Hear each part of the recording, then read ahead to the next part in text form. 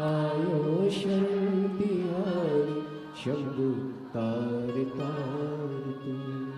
जो काशी के रहने वाले हैं, आप सभी श्रोता भाई बहन, इन नवरत्नों से भी प्रबल आप हैं, जिनको सावन के महीने में बाबा की वाराणसी की इस पवित्र भूमि पर ये पवित्र कुबरेश्वर धाम से आई शिव महापुराण की कथा श्रवण करने का सौभाग्य मिला। और सभी आस्था चैनल के, फेसबुक, यूट्यूब के, सोशल मीडिया के श्रोता भाई बहन जो पवित्र कथा का लाभ ले रहे हैं। बहुत छोटा सा जीवन है अपना, और इतने छोटे से जीवन में ना जाने कितनों से बेर भी हो जाता है, और इतने छोटे से जीवन में ना जाने कितनों से प्यार भी हो जाता है। इस छोटे से जीवन में गुस्सा भी आ जाता है, पछतावा भी होता है, शिकायत भी होती है और चिंता भी होती है। पर किन से शिकायत करें हम किसको अपना दुखड़ा रोएं? कोई कह रहा था कि भगवान की मूर्ति सनातन धर्म में पत्थर की होती है, और तुम पत्थर की मूर्ति के आगे जाकर रोते हो, तो क्या पत्थर की मूर्ति तुम्हारी बात सुनती है? हम उनसे कहना चाहते हैं, भले मूर्ति पत्थर की है पर किसी के आगे जाके कहती तो नहीं है। मूर्ति भले पत्थर की है पर किसी के आगे जाकर कहती तो नहीं है। इंसान के आगे जाकर दुखड़ा रोएंगे, इंसान के आगे जाकर अपनी बात कहेंगे तो वो चार जगह में कहेगा, पर भगवान के आगे जाकर दुखड़ा रोएंगे तो वो किसी से नहीं कहेगा, केवल सुनेगा वो, केवल सुनेगा।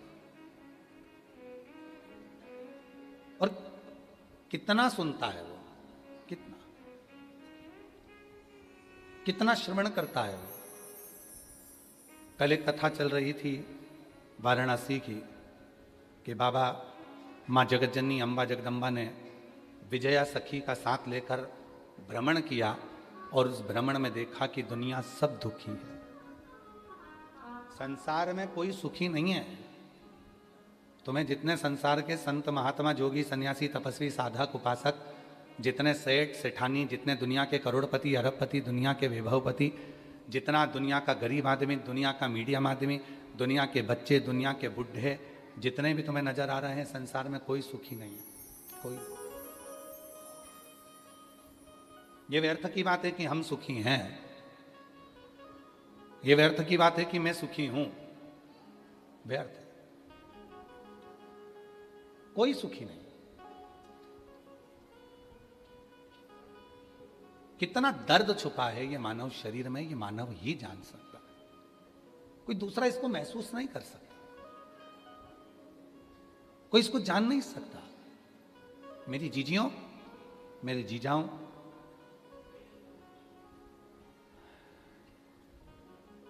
एक बहू रोज भोजन में दाल बनाती थी, रोज दाल बनाती, रोज रोज दाल बनाती, रोज रोज दाल बनाती, प्रतिदिन दाल बनाती। तो एक दिन दाल ने ही उससे कह दिया, क्यों री जीजी, एक बात बता, तेरे घर के लोगों का स्वास्थ्य खराब है, तुझे उनकी चिंता है इसलिए तू रोज बनाती है, या तेरी शादी हो गई इनसे बदला लेने के लिए बनाती है? तो दाल रोज क्यों बनाती है, किस लिए?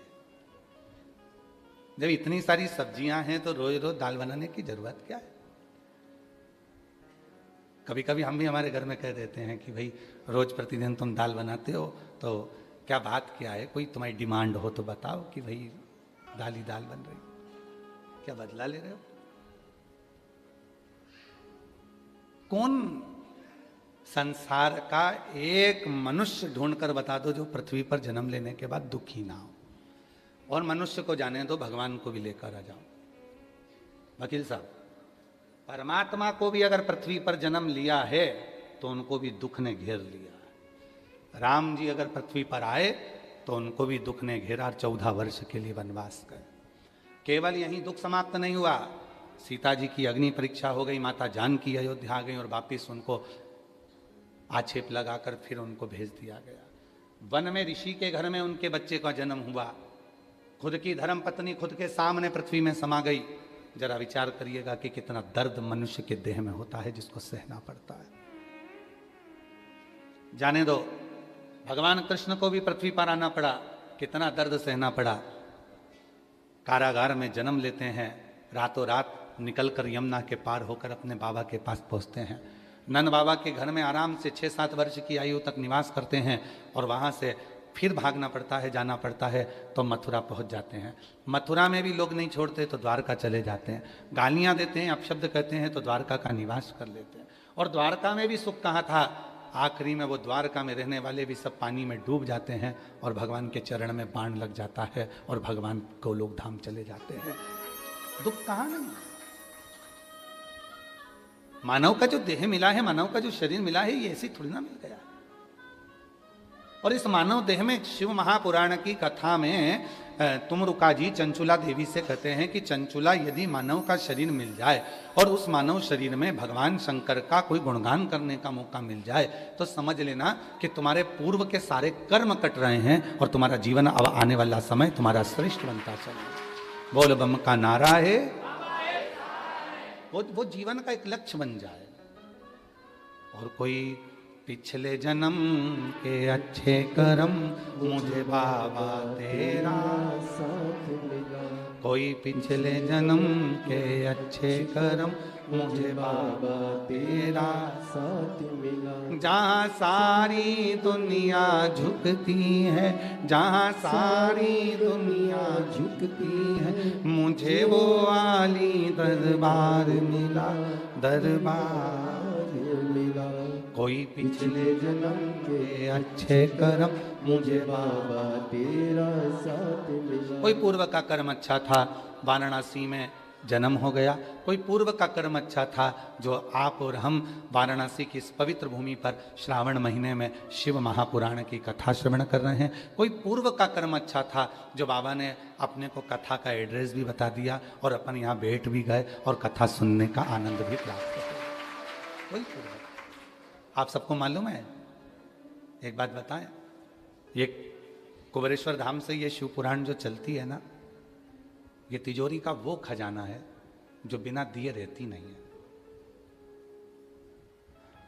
जितने बैठे हो, आज की तारीख लिखना, महीना डालना, और कथा के बीच में जब आप 5 बार श्री शिवाय नमस्तुभ्यम कहकर बाबा से कहते हो मेरा दुख काटो, उस स्तुति का स्मरण करना। 3 महीने के बाद आप हमें पत्र लिखकर भेजना कि मैंने कथा के पंडाल में जो मांगा था मुझे बाबा ने दिया कि नहीं दिया, रान किया कि नहीं। भाई बाबा जी बता रहे थे, सतुआ बाबा जी की गौशाला पे कम से कम 30-40 ऑटो पहुंच गए। कथा कहाँ हो रही है? बाबा जी ने ऑटो वालों से कहा कि यहाँ नहीं हो रही है, फिर भी वो खड़े हैं। कल के महाराज निकलेंगे तो यहीं से कभी तो निकलेंगे, कभी तो निकलेंगे। अब उनको कौन समझाए कि ये कथा 80 की उम्र में हो रही है।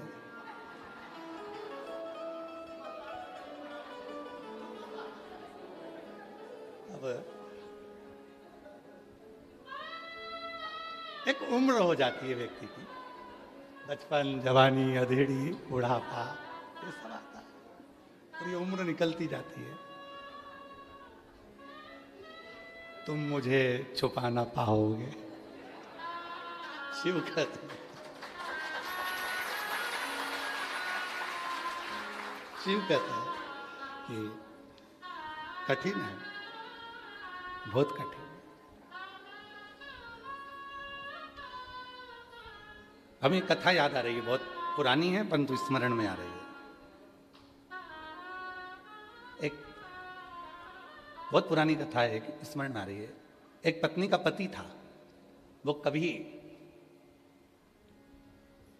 भगवान का नाम ही नहीं लेता था। उसकी पत्नी बड़ी धर्मात्मा थी, बहुत भोजन कराती, भंडारा कराती, दान करती, पुण्य करती, सत्कर्म करती, पर पति मना भी नहीं करता कि तू जो कर रही है कर। वो करने में मना नहीं करता, पर वो नाम नहीं लेता, भगवान का नाम लेता है, लेता है। कभी जिंदगी में उसके मुख से विश्वनाथ जी का नाम निकला ही नहीं, कभी जीवन। बहुत पुरानी कथा है, आज स्मरण में आई तो आप लोगों को सुना। एक दिन उसकी पत्नी चिढ़ गई, कभी तो मुंह से विश्वनाथ का नाम ले लिया करो, हर हर महादेव कह दिया करो, जय भोलेनाथ कह दिया करो, बोल बम बोल दिया करो। पति कहता चुप रहे, तेरे को मैंने रोका क्या, तू अपना काम कर, मैं नहीं बोलूंगा, मरते मर जाऊंगा पर मुंह से नाम नहीं लूंगा। नहीं लिया। एक दिन पति सो रहा था और स्वप्न में उसके मुख से हार हार महादेव निकल गया, हर हर महादेव निकल गया, मुख से निकला। पत्नी ने सुबह पूरे गांव को निमंत्रण दे दिया, पूरे गांव को निमंत्रण, संत साधु ब्राह्मण सब आए, भंडारा चालू हो गया। पति ने पूछा क्यों ये आज भंडारा इतना बड़ा किस लिए है? कहा मैं रोज विश्वनाथ जी से कहती थी कि तुम्हारे मुख से एक बार भगवान का नाम निकल जाए, और आज रात्रि को स्वप्न में तुम्हारे मुख से हर हर महादेव निकल गया।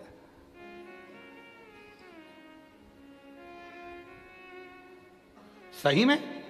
हाँ। पति ने सुना, चक्कर खा के नीचे गिर गया। पत्नी ने पूछा हुआ क्या? पति कहता है जिस शिव को इतने दिनों से दिल में बिठा कर रखा था, आज वो बाहर निकल गया, आज वो बाहर, जिसको अपने भीतर छुपा कर रखा था, जिसको अपने दिल में बिठा कर रखा था, वो शिव आज बाहर निकल गया। इसलिए अब इस प्राण को रखने से कोई मतलब नहीं है, और पति ने अपने प्राण छोड़ दिए। शिव मंदिर में नहीं रहता, शिव शिवालय में नहीं है, शिव तुम्हारे दिल में है, शिव तुम्हारे मन में है। कितनी खोजबीज करते करते करते करते, अभी कल तो थोड़े थे, आज तुम कितनी खोजबीज करते करते, ना जाने दूरबीन लेकर आए थे, क्या करा था कि तुम लोग खोजबीज करते करते यहां तक पहुंच गए। तुम किसको खोज रहे हो? शिव महापुराण को। लोग शॉपिंग मॉल खोजते हैं, लोग पान की दुकान खोजते हैं, लोग बनारसी साड़ी की दुकान खोजते हैं, नाम लेकर पूछते हैं भैया इसकी दुकान कहाँ मिलेगी, खोजते खोजते जाते हैं। पर धन्य है रे वाराणसी वालों जो तुम महादेव की कथा खोजते हो, तुम शिव की कथा खोजते, धन्यता है।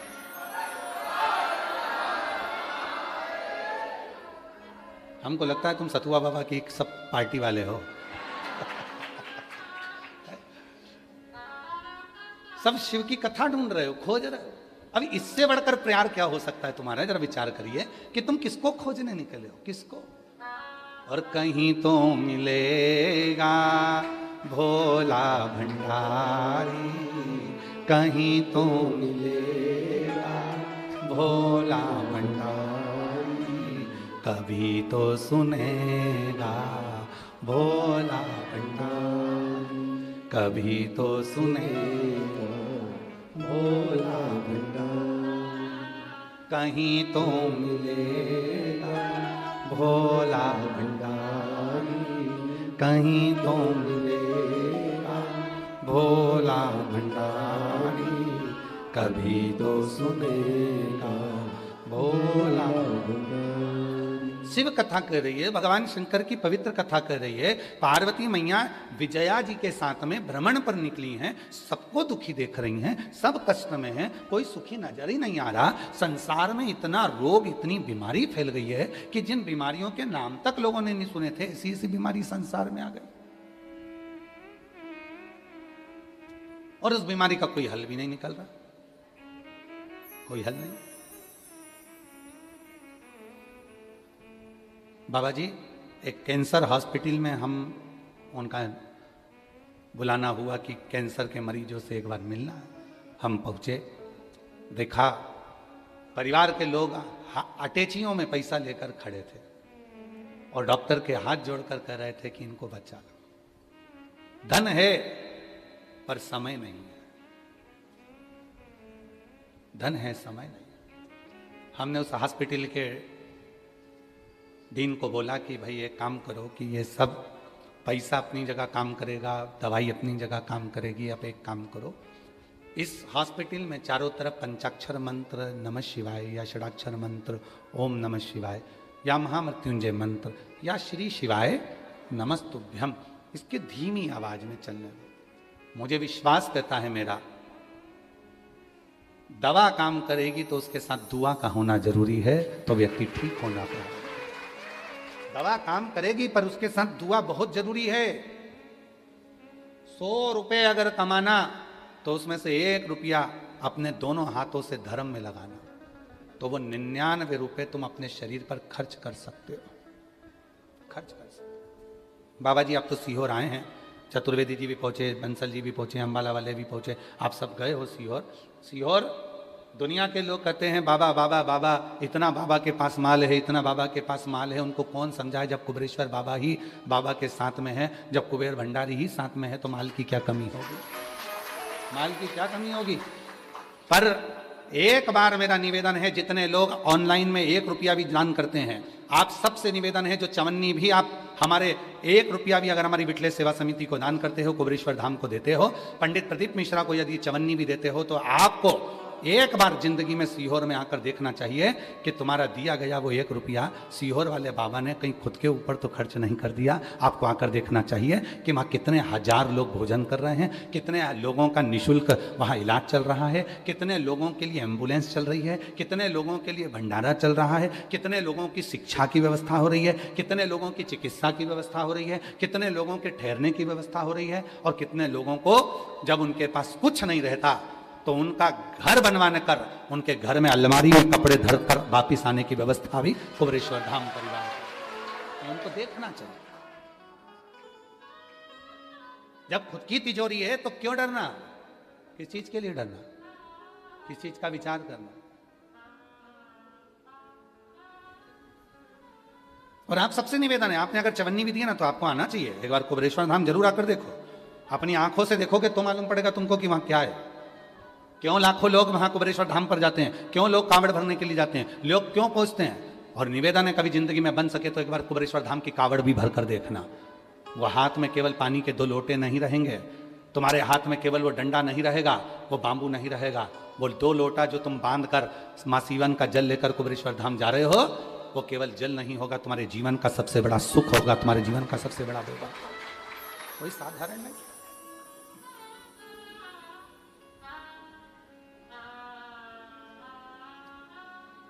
और तेरा ही दिया मैंने खाया पिया, तेरा शुक्रिया, तेरा शुक्रिया, मुझे भोले बाबा बहुत दे दिया, तेरा शुक्रिया, तेरा शुक्रिया।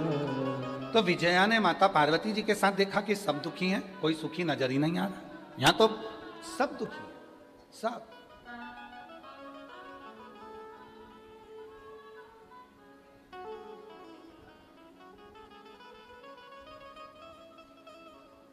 एक पति पत्नी अपने बच्चे को लेकर मिलने के लिए आए। यहीं की कथा है, जहां पहले कथा करके गए उत्तर प्रदेश में, कहां, बलिया, बलिया में दया शंकर जी कथा कराए थे, तो वहीं पर बलिया में कथा में मिलने के लिए आ गए। वो दया शंकर जी मिलना, वो पति पत्नी के साथ एक बच्चा आया था। अब देखो दुख, दुख किसको कहते, बच्चा आया था। माता पिता से पूछा तुम ठीक हो, हमारी आदत है हम सबसे पूछते बढ़िया हो, हाँ हाँ बहुत बढ़िया। हमने बच्चे से भी पूछ लिया तुम बढ़िया हो, काय के बढ़िया। हम पापा से इतने दिन से कह रहे हैं मम्मी बदल दो। बाबा जी, बच्चा कह रहा है हम पापा से इतने दिन से कह रहे हैं मम्मी बदल दो। हमने कहा मम्मी से क्या प्रॉब्लम है, खूब कूटती है। और पापा ऐसे हमारे जो मम्मी भी नहीं बदल रहे। हमने उस बच्चे की बात सुनकर इतनी प्रसन्नता होकर हमने कहा बेटा तू भी दुखी है, तू भी दुखी है। दुख किसको नहीं है, किसको, किसके अंदर,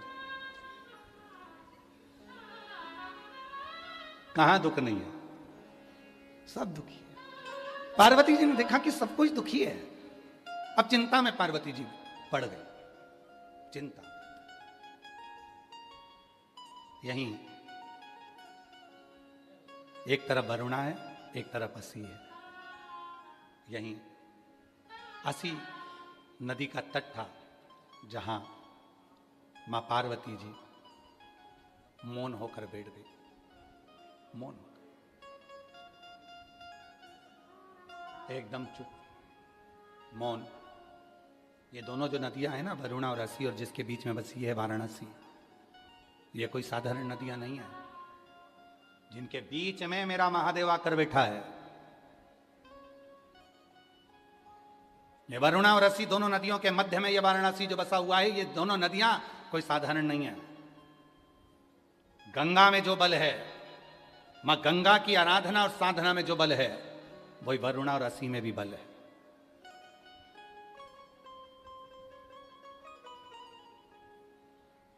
दोनों में बल। आप लोगों के स्मरण में होगा, गणेश जी महाराज ने जब जिद करी थी माता पार्वती जी के सम्मुख में, और जिद करते करते अमोद प्रमोद, भगवान गणेश जी के पोते, गणेश जी के लड़के का नाम क्या है?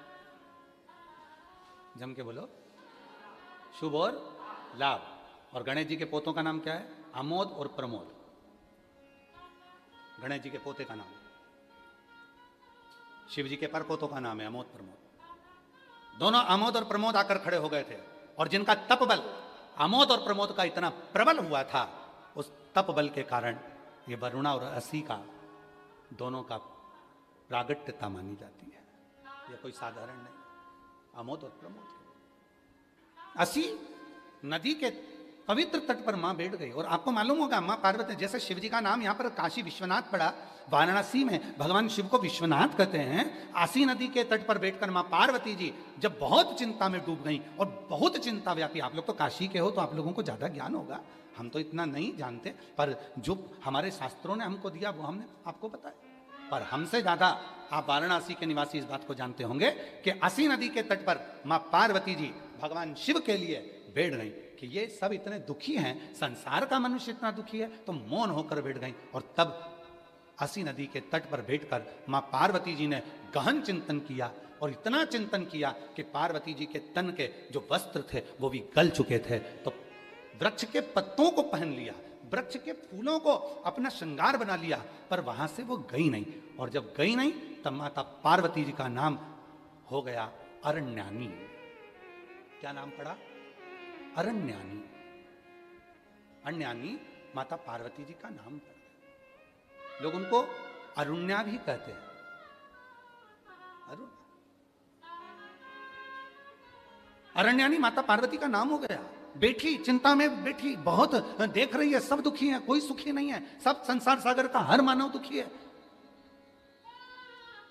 इसीलिए शिव महापुराण की कथा कहती है, देवी जी का एक स्वरूप अरण्यानी, जो आज भी भारत की भूमि पर कई मंदिर है माता के, उसमें एक प्रसिद्ध मंदिर है काशी, बिहार में, बिहार के भोजपुर में मां अरण्या का मंदिर है।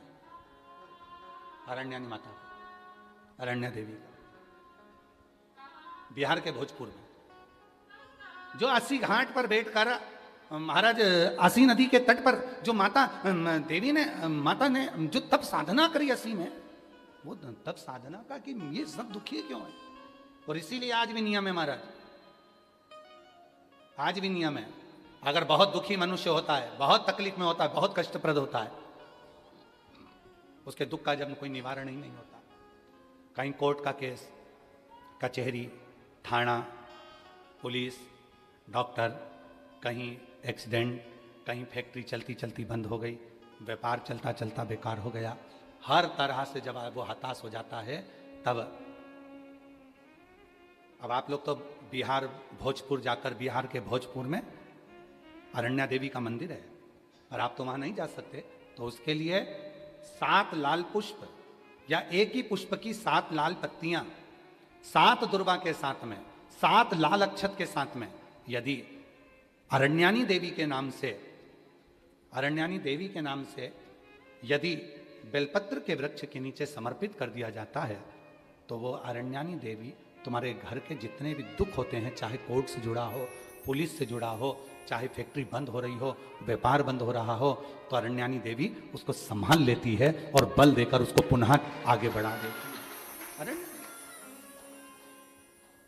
वरुणा और असी जिसके बीच में बसी है वाराणसी, ये असी साधारण नहीं है, ये वरुणा साधारण नहीं है। आप लोग तो सब वाराणसी के निवासी हो, तो आप लोगों को ज्यादा ज्ञान होगा कि इन नदियों के तट पर बैठकर कितनी साधना हुई होगी। क्यों भगवान वाराणसी में आकर बस गए, क्यों भगवान ये दो नदियों के मध्य में आकर बस गए, ऐसा क्या हुआ? वरुणा और असी ने ऐसा कौन सा पुण्य फल पाया था जो ये गंगा मैया उनसे मिलने के लिए आ गई? ये गंगा का संगम हो गया। गंगा तो काशी में थी ही नहीं, गंगा तो काशी में थी ही नहीं। कौन लेकर आया इनको? कौन? ये वरुणा और असी ने ऐसा कौन सा पुण्य कर दिया था जो गंगा को लेकर यहां आ गई? कौन सा आंतरी अनसुईया ने तप कर दिया था जो अनसुईया जी के कहने पर गंगा यहां पहुंच गई? कौन सा तप शनि महाराज ने कर लिया था जो गंगा जी यहां पहुंच गई? सप्त तप की, कल सप्त केशव की बात, पंच केशव की बात चल रही थी, आज सप्त तप की बात है। शनि महाराज का तप, आंतरी अनसुईया का तप, वरुणा का तप, असी का तप, भृगु का तप, कितने तप है यहां। और उस तप के बल पर कोई गंगा ऐसे ही नहीं आई है। गंगा का तो सीधा सीधा रूट था, गंगा सीधी जा रही थी, पर काशी के लिए मुड़ी फिर चली, काशी के लिए मुड़ी फिर चली। क्यों आई है? कभी विचार करना, वाराणसी में निवास करने वाले कभी विचार करें कि गंगा मैया को लेकर आने वाला, गंगा मैया को यहां स्थापित करने वाला, गंगा मैया किसके कहने पर क्यों आई, किस तप के बल पर, किस साधना के बल पर, किस भाव से यहां पहुंच गई? कभी विचार करिए। असी के तट पर कौन सी देवी है? जम के बोलो, अरण्यानी देवी। जम के बोलो, अरण्यानी देवी। और बहुत ध्यान देना महाराज, जिस नारी के गर्भाशय में अगर गट्ठान हो जाए, बच्चादानी में कोई प्रॉब्लम हो जाए, और गर्भाशय में डॉक्टर बोले कि इसका बड़ा ऑपरेशन कराना पड़ेगा, या गर्भाशय में कोई तकलीफ ज़्यादा ही हो गई है, या किसी रूप में पुरुष या स्त्री या बच्चे या बड़ों के उधर नाभि से नीचे हर्निया से जुड़ी हुई कोई प्रॉब्लम हो गई है, तो भी अरण्यानी देवी का स्मरण करने से, यहाँ तक यदि गर्भाशय की प्रॉब्लम है या पुरुष या स्त्री में हर्निया से जुड़ी हुई भी कोई प्रॉब्लम है, तो थोड़ा ध्यान देंगे। 7 बेलपत्र इस तरह से लीजिए,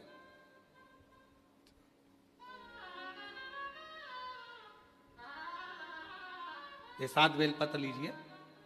एक हाथ में जल, परंतु उस जल का जो लोटा होता है, उस जल के लोटे में मुख होता है, ठीक है? तो उस जल को हमें मुख वाले लोटे में ना लेकर उसको या तो पंच पात्र वाले पात्र में ले ले, या फिर खुले हुए बर्तन में जिसका मुख खुला हो।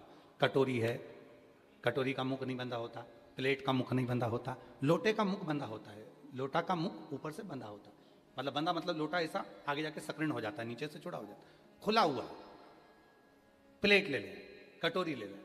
और जिसको भी बच्चादानी में कोई प्रॉब्लम है, बड़े ऑपरेशन का डॉक्टर बोल रहा है, कोई गर्भाशय में प्रॉब्लम हो गई, कोई हर्निया से जुड़ी हुई प्रॉब्लम हो गई, तो अरण्यानी देवी का नाम लेकर 7 बेलपत्र को आगे रखकर शिवजी पर उस जल को 7 बार, भले 2-2 बूंद चढ़े चाहे 4-4 बूंद चढ़े, वो 7 बार अरण्यानी देवी का नाम लेकर यदि वो जल चढ़ाया जाता है, 7 बेलपत्र को वापस लाया जाता है, उठाया हुआ जल नंदी के पास बैठकर आचमन किया जाता है, और एक एक बेलपत्र को 7 दिन तक रोज एक एक खाया जाता है। उसके 12 दिन के बाद आप जांच करा लो, आपकी हर्निया में और आपके बच्चादानी में कोई प्रॉब्लम नजर नहीं, कहीं ना कहीं बाबा कृपा करे। और अगर आती भी है तो डॉक्टर का साथ में दवाइयाँ भी लेना है, इलाज भी कराना है। हमने एक बात पहले भी कही थी, डॉक्टर शिव का एक रूप है। ये नहीं कि हम ये कर रहे हैं तो डॉक्टर की दवा ना लें, डॉक्टर की भी दवा लें, डॉक्टर को शिव मानकर, पर उसके साथ में मां अरण्यानी देवी का स्मरण भी करें। कल बाबा जी कह रहे थे कि एक बेलपत्र में वो औषधि है, और बाबा जी जब से लोगों ने बेलपत्र खाना चालू करी, रुद्राक्ष का पानी पीना चालू करा, तब से रिसर्च सेंटरों में रिसर्च हो रहा है कि इस बेलपत्र में ऐसा क्या है, रुद्राक्ष में ऐसा क्या है कि रुद्राक्ष के जल से लोग ठीक हो जाते, बेलपत्र के सेवन से। फिर से बोलो एक बार, कौन सी देवी है? अरण्यानी देवी। और अगर इस देवी का दर्शन करना है तो कहां जाना पड़ेगा अपने को? बिहार के भोजपुर में अरण्या देवी का मंदिर है। कौन से कपड़े पहनती है माता? वृक्ष के पत्तों के। कौन से वस्त्र धारण करती है माता? वृक्ष की छालों के। माता कौन सा आभूषण पहनती है? वृक्ष के फूल के, पुष्प के। अरण्य।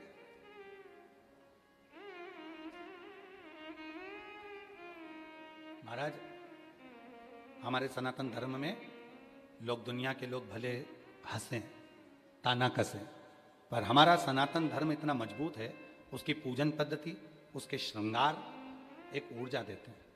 पहले के समय की जो स्त्रियां होती थी, नारियां होती थीं, माताएं होती थीं, वो अपने शीश में गजरा या फूल जरूर लगाती थी। साउथ में, वाराणसी में तो साउथ के लोग ज्यादा आते हैं, दक्षिण के, आप उनको भी देखिए, वो गजरा फूल लगाते। पहले की माताएं बालों में, केशों में गजरा फूल अवश्य लगाती थी। क्यों? 16 श्रृंगार में एक श्रृंगार है बेणी, गजरा। क्यों लगाया जाता है? कि नारी जब अपने केश में कोई पुष्प लगाती है, नारी जब अपने केश में कोई गजरा लगाती है, तो वो मां अरण्यानी को अपने मस्तक पर विराजमान कर कर रखती है, और उस नारी के गर्भ से जुड़ी हुई कोई परेशानी उसको होती नहीं है, कोई परेशानी। पर अब धीरे धीरे धीरे धीरे लोगों ने गजरा लगाना बंद करा, फूल लगाना बाणों में बंद करा। अब तो प्लास्टिक का फूल लगा लेती हैं। तो वो गजरा और फूल जो बंद हुआ, उसके कारण बस आज के ज़माने में आप देखो, प्रत्येक माताओं को अगर सूचना मिलेगी तो कहा इसको गर्भाशय में प्रॉब्लम है, इसको गर्भ में गठान हो गई, इसको बच्चादानी में यह हो गया, इसको रजोधर्म से जुड़ी प्रॉब्लम हो गई। पहले ये नहीं होता था। अरण्यानी देवी का स्मरण ही हमारे को सुख प्रदान कर देता। और यहां तक कहेंगे महाराज, शिव महापुराण के कथा के अंतर्गत अगर कभी मौका मिले तो गीता प्रेस गोरखपुर की देवी भागवत लेकर आओ, और देवी भागवत में मां अरण्यानी का चरित्र पढ़ो। और देवी भागवत में मां अरण्यानी का चरित्र पढ़ोगे तो क्या मिलेगा आपको? मां अरण्यानी के चरित्र में पढ़ेगा आपको, जिस नारी के रजो धर्म में तकलीफ होती है, रजस्वला होते समय जिस बेटी को, जिस नारी को, जिस बच्ची को पेट में दर्द होता है, और कहीं ना कहीं रजो धर्म रुक जाता है या रजो धर्म लगातार चालू रहता है, तो मां अरण्यानी देवी का मात्र नाम लेकर 3 बार आचमन करने पर ही 1 घंटे के अंदर उसको आराम लगना प्रारंभ हो जाता है। यह अरण्यानी देवी, यह अरण्यानी देवी है। ये कोई साधारण है क्या? हमारे धर्म शास्त्रों में, हमारे तीर्थों में, हमारे धर्म शास्त्रों में बहुत बहुत देवताओं, इसको पहचाना नहीं लोगों। और आप लोग तो सब वाराणसी के हो, आप लोगों को तो ये कथा बहुत याद होगी कि मां अरण्यानी तुम्हारे ही वाराणसी की 80 नदी के तट पर माता ने तप किया था। इसी तट।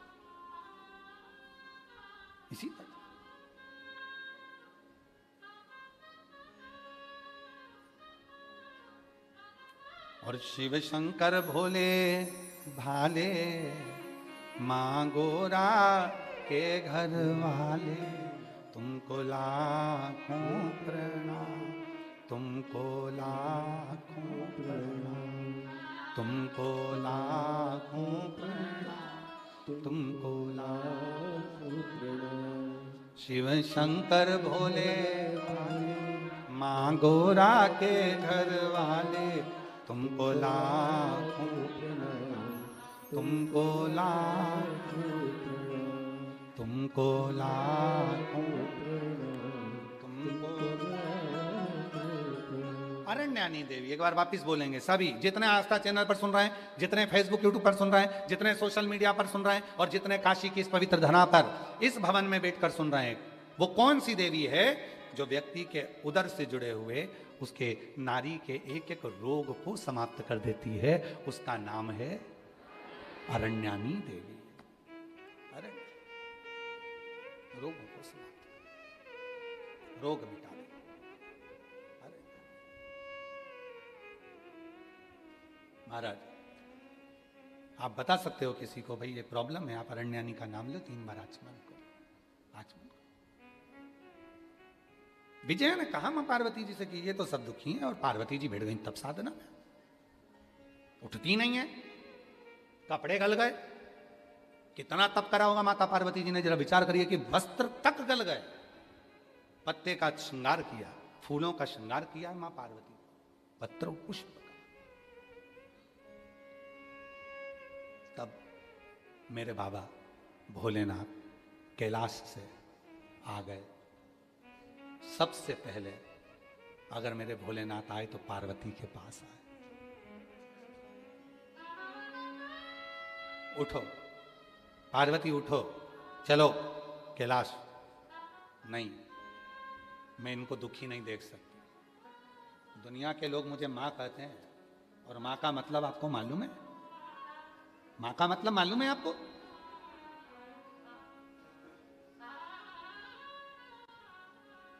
सब अपने कमरे में दरवाजा बंद कर कर सोते हैं, पर बूढ़ी माँ अपना दरवाजा खोल कर सोती है। ना जाने मेरे कौन से बच्चे को मेरी कब जरूरत पड़ जाए और मुझे निकल कर जाना पड़े। मैं मां हूं, कैसे दुखी देख सकती हूं मैं दुखी नहीं देख सकती। आप मुझे वर दो, ये सब दुखों से मुक्त हो। शिव जी ने कहा नहीं हो सकता। क्यों कर्म भोगते हैं ये? बाबा भोलेनाथ जी ने कहा यह पूर्व का कर्म है जो मनुष्य को भोगना पड़ रहा है, ये आज का कर्म नहीं है, पूर्व का। तो पूर्व का कर्म क्यों भोगा जाए? शिव जी ने कहा देखो, हॉस्पिटल में अगर कोई एडमिट होता है, वहां उसको बॉटल चढ़ती है, गोली मिलती है, इंजेक्शन लगता है, सिस्टर नर्स ध्यान रखती है, पर जब उसकी छुट्टी होती है तो उसको एक थैली में बहुत सारी दवाइयां रख कर दी जाती है और कहा जाता है घर जाके खाना। ये सुबह, ये दोपहर, ये शाम को खाना। बोलो बोलो जी, बोलो, सही है कि गलत है? हॉस्पिटल से छुट्टी होती है तो दवाई देके भेजते कि नहीं भेजते? जम के तो बोलो, भेजते हैं ना? क्या कहकर भेजते हैं कि अब तुम डॉक्टर से कह दो, डॉक्टर साहब मेरी इतनी सारी दवाई खा ली, हॉस्पिटल में बॉटल चढ़ा ली, इंजेक्शन लग गया, आराम कर ली, अब घर के लिए मत दो। डॉक्टर कहेगा नहीं, ये तो ले जाना पड़े। बोलो बोलो, सही है कि गलत है? दवाई देकर भेजा जाता। बस शिव जी ने कहा पार्वती, मनुष्य अपने कर्म का भोग भले भोग लेता है, फिर भी मनुष्य देह में उसको कर्म भोगने के लिए मृत्यु लोक में भेजा जाता है, जिससे वो अपने पूर्व के कर्म को थोड़ा थोड़ा भोगता रहता है और भगवान का भजन भी करता रहता है। भोगना, ये तो बिजली के बिल की तरह है। जून का बिजली का बिल कब भराता है? जम के बोलो, जुलाई में। जुलाई का बिजली का बिल कब भराएगा? अगस्त में। उसी तरह तुम आज कर कर जाओगे, कल भोगोगे। पहले कर कर आए हो तो आज भोग रहे हो। पूर्व में जो तुमने अच्छा किया तो बाबा विश्वनाथ ने तुमको, दुनिया के लोग भीड़ में आते हैं, कीचड़ में आते हैं, धूप में आते हैं, बारिश में आते हैं, अपना खुद बिछाते हैं, खुद ओढ़ते हैं, खुद खाते हैं, खुद सोते हैं। इधर से ये धकाता है, उधर से वो धकाता है। तुम्हारा पूर्व का कोई कर्म अच्छा था जो बाबा विश्वनाथ एसी के हॉल में तुमको कथा सुनवा रहा है।